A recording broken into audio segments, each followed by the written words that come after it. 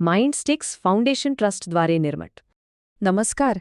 चला, आज आपण एका अशा ऑपरेटिंग सिस्टमच्या जगात डोकावूया जिने तंत्रज्ञानाच्या दुनियेत खरंच क्रांती केली आहे, आणि ती म्हणजे लिनक्स. तर मग सुरुवात करूया का? बरं, एका प्रश्नाने सुरुवात करूया, चालेल? विचार करा, आजच्या या डिजिटल जगात, म्हणजे आपलं इंटरनेट असो, अँड्रॉइड फोन असो किंवा अगदी स्मार्ट टीव्ही, या सगळ्यांना शक्ती कोण देतं? या सगळ्यांच्या मागे काय आहे? आणि याचं उत्तर आहे लिनक्स. हो, लिनक्स. पण थांबा, लिनक्स नक्की काय आहे हे समजून घ्यायच्या आधी आपल्याला ऑपरेटिंग सिस्टीम म्हणजे काय हे जरासं समजून घ्यावं लागेल. अगदी सोप्या भाषेत सांगायचं झालं तर ऑपरेटिंग सिस्टम किंवा आपण ज्याला OS म्हणतो ते म्हणजे एक मध्यस्थ. म्हणजे बघा, आपण आणि कम्प्युटरचं हार्डवेअर यांच्यात संवाद साधणारा एक दुवा. आपण जे काही आदेश देतो ते हार्डवेअरपर्यंत पोहोचवण्याचं आणि सगळं काम सुरळीत चालू आहे ना हे बघण्याचं काम OS करतं. ठीक आहे, मग आता लिनक्स चार्ट डोकावूया.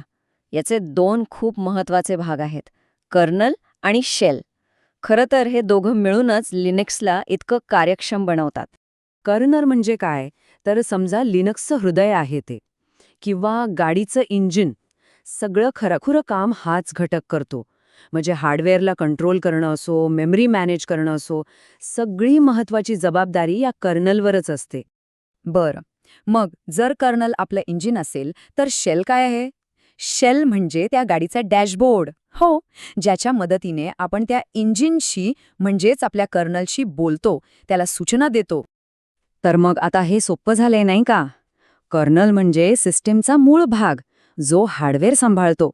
आणि शेल म्हणजे तो इंटरफेस, ज्याच्यातून आपण त्या मूळ भागाला सूचना देतो. हे दोन्ही मिळूनच एक उत्तम टीम म्हणून काम करतात. आता लिनक्सची सगळ्यात भारी गोष्ट काय माहितीये? ती म्हणजे आपण त्याला आपल्या आवडीनुसार बदलू शकतो, कस्टमाइज करू शकतो. यात आपल्याला खूप पर्याय मिळतात. चला बघूया कोणते ते. आत्ताच आपण शेल्सबद्दल बोललो, बरोबर? तर कर्नलशी बोलायला आपण वेगवेगळे शेल्स वापरू शकतो. यातला बॅश हा सगळ्यात जास्त वापरला जातो, तो डिफॉल्ट असतो. पण त्याच्याशिवाय शेल आहे, डॅश आहे, असे बरेच पर्याय आहेत आणि प्रत्येकाची स्वतःची एक खासियत आहे. आणि फक्त शेलच नाही, तर डिस्ट्रीब्युशन किंवा डिस्ट्रो निवडायचाही पर्याय असतो. डिस्ट्रो म्हणजे काय? तर कर्नल आणि बाकीचे सगळे सॉफ्टवेअर एकत्र करून बनवलेलं एक पूर्ण पॅकेज. जसं की उबंटू. हे नवीन शिकणाऱ्यांसाठी खूप सोपं आहे. तर रेड हॅट सारखे डिस्ट्रो मोठ्या कंपन्यांमध्ये वापरले जातात. म्हणजे ज्याची जशी गरज तसा डिस्ट्रो तो निवडू शकतो. चला, आता पुढच्या महत्त्वाच्या भागाकडे वळूया. लिनक्स आपल्या सगळ्या फाईल्स आणि प्रोग्राम्सना इतका व्यवस्थित कसं ठेवतं? बघूया त्याची रचना. हे समजायला ना एका मोठ्या झाडाची कल्पना करा, किंवा शहराच्या नकाशाची. या झाडाला एकच मूळ असतं, बरोबर? तसंच लिनक्समध्ये प्रत्येक गोष्ट एकाच मूळ बिंदूतून सुरू होते, आणि त्याला म्हणतात रूट. हे बघा, लिनक्समध्ये सगळी सुरुवात होते ती ह्या स्लॅश चिन्हापासून. यालाच रूट डिरेक्टरी म्हणतात. जसं झाडाला एकच मूळ आणि मग फांद्या फुटतात, तसंच इथं सगळ्या फाईल्स आणि फोल्डर्स ह्या एकाच रूटमधून निघतात. त्यामुळे सगळं कसं एकदम व्यवस्थित राहतं. आता ह्या नकाशावर /होम नावाची एक डिरेक्टरी आहे. ही म्हणजे आपलं स्वतःचं घरच समजा. आपल्या सगळ्या वैयक्तिक फाईल्स, डॉक्युमेंट्स, आपल्या सेटिंग्ज, सगळं काही इथे अगदी सुरक्षित ठेवलेलं असतं. त्यानंतर येते /bin डिरेक्टरी. ही म्हणजे सिस्टमची टूलबॉक्स. घरात जशी हत्यारांची पेटी असते ना, तशी. LS म्हणजे लिस्ट बघणे, CP म्हणजे कॉपी करणे, अशा सगळ्या बेसिक कमांड्स इथेच ठेवलेल्या असतात, आणि त्या कुणीही वापरू शकतं. आणि मग आहे /etc. ही डिरेक्टरी म्हणजे जणू काही आपल्या सिस्टमचा कंट्रोल पॅनलच आहे. सगळ्या महत्वाच्या सेटिंग्सच्या फाईल्स इथेच सापडतात. या अशा रचनेमुळे ना प्रत्येक डिरेक्टरीचं काम ठरलेलं असतं आणि सगळं सांभाळायला खूप सोपं जातं. बरं, आता वळूया कमांड लाईनकडे. अनेकांना याची भीती वाटते, पण खरं सांगायचं तर यात घाबरण्यासारखं काहीच नाहीये. उलट सिस्टीमशी थेट आणि पटकन बोलायचा हा एक जबरदस्त मार्ग आहे. चला एक सोपी कमांड बघू. PWD याचा फुल फॉर्म आहे प्रिंट वर्किंग डिरेक्टरी. म्हणजे थोडक्यात आपण सिस्टमला विचारतोय, अरे मी आता नक्की कुठे आहे? आणि मग सिस्टम आपल्याला उत्तर देतं, जसं की इथे दिसतंय /home/explainer.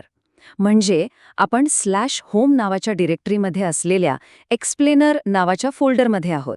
बघा किती सोपं आहे. आणखी एक उपयोगी कमांड आहे ls म्हणजे लिस्ट.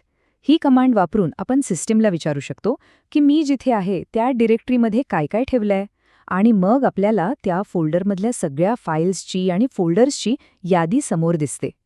तर मग आता त्या मुद्द्यावर येऊया की लिनक्स इतकं लोकप्रिय का आहे. असं काय आहे याच्यात की ते आज जवळजवळ सगळीकडे वापरलं जातं. चला त्याची काही खास वैशिष्ट्ये पाहूया. पहिलं म्हणजे लिनक्स मल्टीटास्किंग आहे. म्हणजे एकाच वेळी अनेक कामं करू शकतं. ते मल्टीयुजर सुद्धा आहे, म्हणजे एकाच कॉम्प्युटरवर अनेक जण काम करू शकतात. ते खूप सुरक्षित आहे आणि पोर्टेबल सुद्धा. पण या सगळ्यांपेक्षा महत्त्वाचं वैशिष्ट्य म्हणजे लिनक्स ओपन सोर्स आहे. याचा अर्थ काय? तर त्याचा जो सोर्स कोड आहे तो सगळ्यांसाठी खुला आहे. कोणीही तो बघू शकतो, त्यात सुधारणा करू शकतो आणि वापरू शकतो. आणि याच एकत्र येऊन काम करण्याच्या भावनेमुळे लिनक्स आज इथपर्यंत पोहोचला आहे. आणि हाच मुद्दा आपल्याला एका मोठ्या प्रश्नाकडे घेऊन जातो.